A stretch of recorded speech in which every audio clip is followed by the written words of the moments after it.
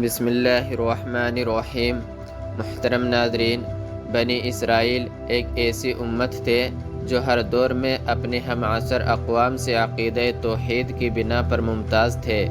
یہ ان کا اپنے غیر پر فضیلت و برتری کا راز تھا۔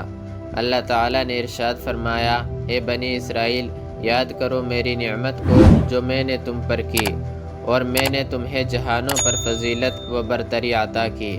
محترم ناظرین، ان میں بت پرست اور مشرک قبائل کے پڑوس، میل جول اور انبیاء علیہم السلام کی تعلیمات سے عرصہ دراز تک محرومی کی وجہ سے خراب عقائد اور جاہلانہ عادات سرایت کر چکی تھی۔ انہوں نے مصر میں بچھڑے کی پوجا کی، عزیر علیہ السلام کی تقدیس و تعظیم میں مبالغہ آرائی سے کام لیا، یہاں تک کہ وہ انسانی حدود کو بھی پامال کر گئے۔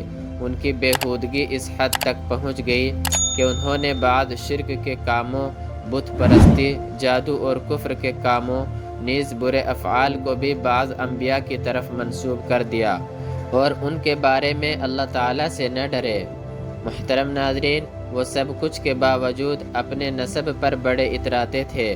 انہیں خواہشات اور خوابوں پر بڑا اعتماد تھا۔ وہ کہا کرتے تھے، ہم اللہ کے بیٹے اور اس کے پیارے ہیں۔ وہ کہتے تھے، ہمیں چند دن کے علاوہ آگ نہیں چھوئے گی۔ محترم ناظرین، حضرت عیسیٰ علیہ السلام کی ولادت اور ان کی زندگی، ان کی دعوت اور معیشت اس سب کچھ کے لیے چیلنج تھی۔ طے شدہ محسوسات کے لیے چیلنج تھی، نیز عرف عام، قابل اتباع عادات، مروجہ قوانین اور بلند تر اقدار کے لیے چیلنج تھی، جن پر یہودی یقین رکھتے تھے، اور وہ عادات جن میں وہ ایک دوسرے سے آگے بڑھنے کے لیے کوشاں رہتے تھے، جن کی خاطر وہ ایک دوسرے سے نبرد آزما ہو جاتے تھے، وہ غیر مانوس طریقے پر پیدا ہوئے۔ اس نے پن گھوڑے میں لوگوں سے باتیں کی، ایک تہی دست گوشہ نشین ماں کی گود میں پرورش پائی۔ اس نے طعن و تشنیع اور جرح قدح سے بھری ہوئی فضا میں عظمت اور تونگری کے ماحول سے دور رہتے ہوئے زندگی بسر کی۔ فقراء و مساکین کے ساتھ بیٹھا کرتے تھے، انہیں کھلاتے پلاتے، ان پر شفقت کرتے، کمزوروں اور پردیسیوں کی غمخواری کرتے، فقیر اور مالدار، حاکم اور محکوم، چودھری اور کمتر کے درمیان کوئی فرق نہیں کرتے تھے۔